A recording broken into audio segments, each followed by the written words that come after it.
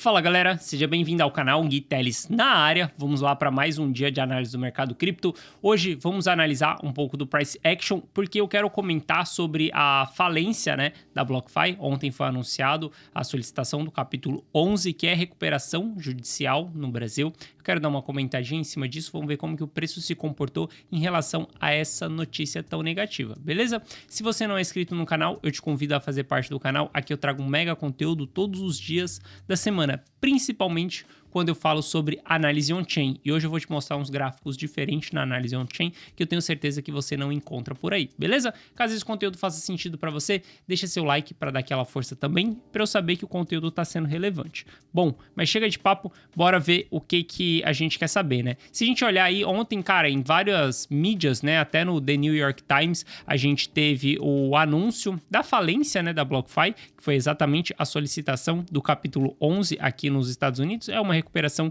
judicial, é algo que vai levar um tempo, até todo esse processo ser finalizado, até os clientes provavelmente conseguirem o seu dinheiro de volta, mas a BlockFi a gente sabe que é mais um zumbi que estava aí no mercado cripto desde quando a Luna quebrou, desde quando a gente teve o evento de desalavancagem ali, já era para a BlockFi ter passado dessa para melhor, só que a gente teve a FTX salvando a BlockFi e simplesmente agora a gente tem a morte real da BlockFi. Isso é interessante da gente ver que o preço do ativo não se comportou muito preocupado com toda essa notícia que teve. Se a gente olhar para o preço do BTC na data de ontem, a gente vai ver que teve uma quedinha aí na data de ontem, mas nada que, cara, seja muito diferente do que aconteceu nos últimos dias. A gente teve uma queda de 2%, que inclusive no dia de hoje a gente já está tendo uma recuperação de toda a queda que teve ontem. Então, olhar para esse momento aqui e ver que a gente teve uma informação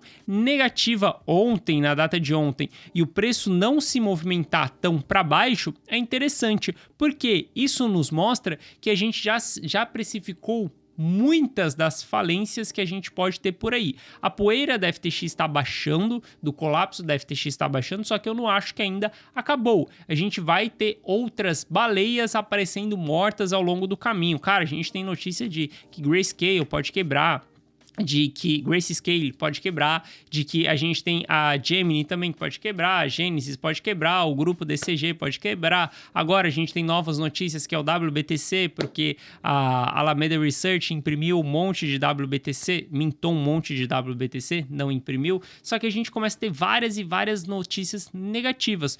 Tudo isso já vai precificando no preço, porque saca só, o investidor, ele é um cara que ele tenta antecipar os fatos. Então, se ele entende que outras empresas podem quebrar, ele já começa a sair antes daquelas empresas quebrarem. Então ele tenta se posicionar antes da movimentação. Por isso que quando a gente vê hoje várias informações negativas e quando a informação negativa ela acontece, é o caso da BlockFi. BlockFi acabou de falir e a gente vê que o preço ele não se move tanto, porque aquilo já foi precificado. Quando a gente teve a queda ali da FTX, quando a gente teve o colapso, o preço saiu de lá dos 20 mil dólares e veio parar nos 16 mil dólares, nos 15 mil dólares, a gente já precifica já que poderia haver um contágio sistêmico aí. Não estou falando que se outras empresas quebrarem, a gente não vai cair mais. Acredito que a gente tem alguns problemas ainda a serem enfrentados ao longo de toda essa trajetória de formação de fundo. Por exemplo, agora, a notícia que mais me preocupa é o WBTC, de que a Alameda Research tinha muito WBTC, ela mintou muito WBTC, não vou entrar muito no mérito disso daqui, só que aparentemente a Alameda Research não tem mais esse WBTC, então não dá para saber muito se os caras têm ou não, mas o lance é que o mercado responder de uma maneira positiva para uma informação tão negativa assim, é interessante, mostra uma exaustão da ponta vendedora. Eu gosto de ver esse tipo de notícia em formação de fundo, a gente sempre vai ter esse tipo de notícia em formação de fundo. No fundo, você sempre vai ouvir falar que o mercado vai colapsar, beleza? E ver isso daqui, eu gosto de ver e ver que o preço não respondeu mal a essa situação, é interessante também, mostra que muita coisa a gente já precificou em toda essa queda. Novamente, a gente pode cair mais com uma nova quebra? Sim, a gente pode cair mais com uma nova quebra, mas a gente vai cair mesmo se essa nova quebra tiver pressão de venda. Para quem não lembra, quando a Luna Foundation quebrou, ela tinha 80 mil bitcoins no seu balanço para poder salvar o PEG da UST ou o protocolo da Terra. Eles simplesmente venderam esses 80 mil bitcoins no mercado. Isso é uma pressão de venda muito forte. A BlockFi quebrando, a gente não tem pressão de venda, porque ela simplesmente entrou em recuperação judicial e, cara, se ela for vender alguma coisa, ela vai vender daqui a alguns anos, quando todo esse trâmite aí da recuperação judicial for para frente, beleza? Então, o que pode fazer mais queda é algum protocolo, é alguma entidade, alguma coisa que tenha que liquidar alguma cripto no mercado para a gente ver essa cripto caindo. Só notícia por notícia não vai derrubar mais o mercado, porque simplesmente já está precificado. Um ponto para mim é que, por exemplo, se a gente tem até mesmo a Grayscale entrando em recuperação judicial, os caras têm Bitcoin pra caramba, tem 600 mil Bitcoins no balanço deles. Isso é uma pressão de venda muito forte se for liquidado a mercado. Só que se eles entram numa recuperação judicial, por exemplo, isso não vai ser liquidado a mercado, porque vai levar anos até sair toda esse trâmite para eles poderem vender para ressarcir os seus clientes. Então tem algumas informações que eu já não me preocupo mais. Por exemplo, como o Grayscale já não é um caso que eu me preocupo tanto. Ainda tem uma preocupação? Sim, cara, tem uma preocupação que os caras podem vender esses 600 mil bitcoins. Só que para esses caras vender, a gente já não tem tanto incentivo, porque é mais fácil eles entrarem em recuperação judicial do que simplesmente vender isso ao mercado, beleza? Então eu vejo que o preço se comportou muito bem. Quando a gente olha para price action, cara, a gente está simplesmente sanduichado aqui dentro dessa região. Tudo que acontecer ali abaixo dos 18 mil dólares, entre os 15 mil dólares aqui, a gente está numa lateralização dentro dessa região. Vai ser uma consolidação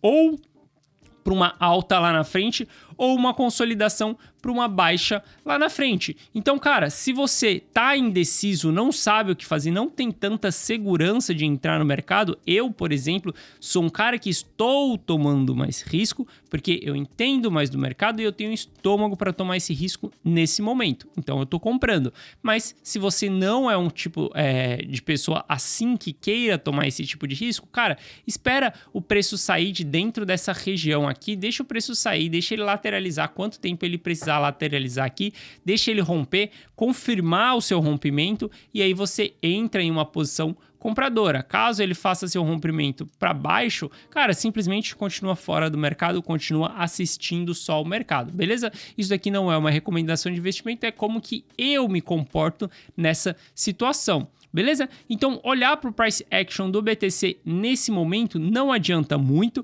porque a gente está dentro dessa lateralização, enquanto um dia cai, no outro dia sobe, e enquanto a gente não sair dentro dessa região, a gente vai ficar preso aqui. E para o Ether acontece a mesma coisa, você pode traçar aí essas linhas para o Ether também e adotar exatamente a mesma mentalidade. Rompeu os 1.350? Beleza, a gente tem um sinal aí de que o mercado fez sua lateralização ali e depois ele vai querer subir. Rompeu para baixo aqui, simplesmente os 1.000 dólares ali, vai entregar mais queda, no mínimo ali até os 880 novamente, mas enquanto ele não sair de dentro dessa consolidação, cara, não dá para tomar muita decisão na análise, porque entenda que tudo que está acontecendo hoje é ruído do evento que foi a FTX. O colapso da FTX trouxe um ruído.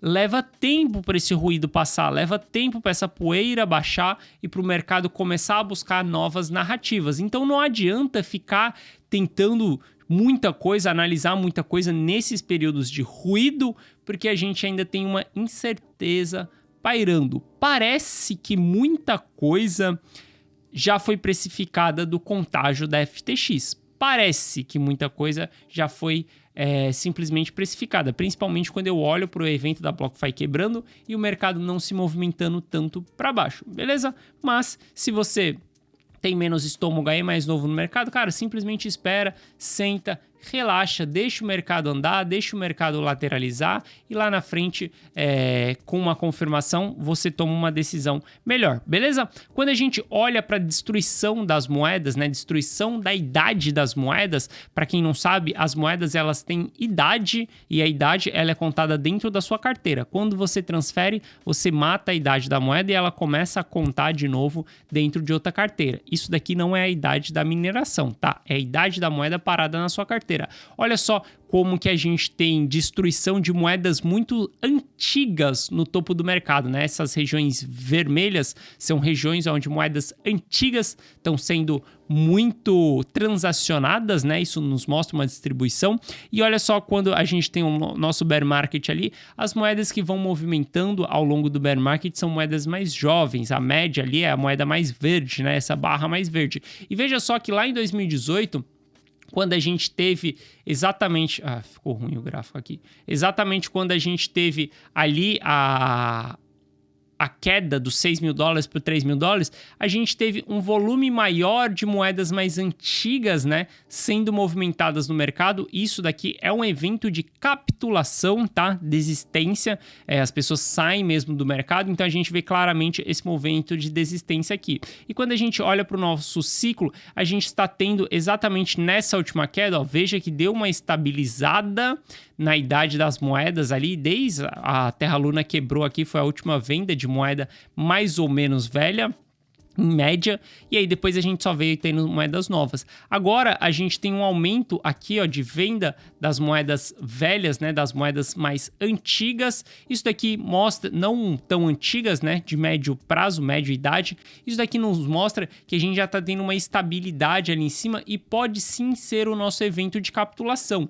Quando que eu vou ter certeza que esse evento que a gente está passando pela FTX é uma capitulação? Cara, só muito meses para frente, quiçá na metade do ano que vem a gente vai ter uma confirmação se isso foi capitulação ou não, galera. Demora para você ter confirmações no mercado, demora para sua tese ela maturar no mercado, demora. Se você é um investidor de ciclo que quer captar 10, 15, 20 vezes de multiplicação, você é um investidor que entra na capitulação e sai na euforia. Você faz dollar cost average somente na capitulação, você não faz dollar cost average durante o bear market, você só faz na capitulação e aí você faz uma distribuição parcial também no movimento de euforia, beleza? Então lá na frente, para o investidor de longo prazo, pensando mais no ciclo do mercado, que é o caso que eu faço hoje, eu estou aportando muito na capitulação, pensando lá na frente para 2025, beleza?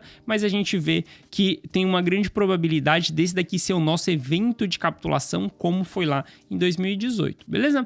Alguém que está muito estressado aí é o minerador, tá? Se a gente olhar para esse gráfico aqui, é a receita do minerador em relação ao último ano, em relação aos 365 dias para trás. Então a gente olha que o minerador ele está nos seus patamares mais baixos aqui de receita, né? Quando a gente olha para a receita do minerador, ele já esteve mais estressado do que ele está hoje, que foi quando a 3AC quebrou ali, mas ele está numa região extremamente estressada, aonde esse cara está lucrando pouco. E aí, uma grande preocupação das pessoas é que, putz, o minerador não está no lucro e isso vai colapsar. Então, a indústria de mineração, ela pode ser uma possível quebra aí que a gente tem pela frente. Cara, não pode acontecer isso, porque simplesmente, para quem não sabe, a receita do minerador, ela depende muito do hash rate da rede. Se a gente tem um hash rate aumentando, a gente tem a dificuldade de mineração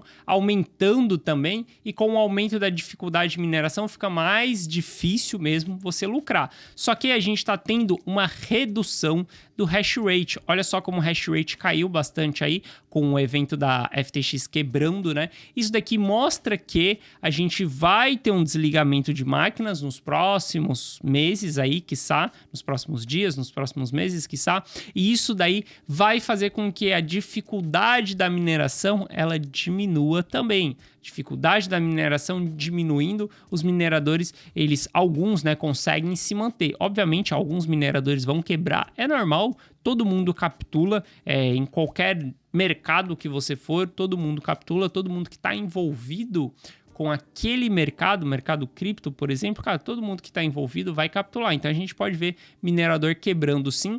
Não me assusto em minerador estar vendendo, porque hoje o minerador ele tem uma pequena parte só do supply, cerca de 1% está na mão do minerador. Se a gente olhar quem está com a maior porcentagem, cara, é o long term holder. O long term holder está com 75% do supply na mão dele. Esse cara é o cara que mais me preocupa, é o cara que eu vou olhar durante todo o ciclo para ele. Ele segue acumulando? Cara, sim, se ele segue acumulando, beleza, a tese continua a mesma, região de capitulação, região de aporte, e isso daí a gente vai vendo dia após dia. Agora, se o long term holder parar de acumular, começar a distribuir muito forte, aí sim é um sinal de alerta, aí sim a gente pode ter um sinal aonde eu fique com um sentimento mais negativo. Mas, cara, até o momento, simplesmente vendo que o minerador pode capitular também, o minerador vai capitular, vai vender, cara, é mais do mesmo aí, acho que isso não muda muito na minha visão, não, beleza?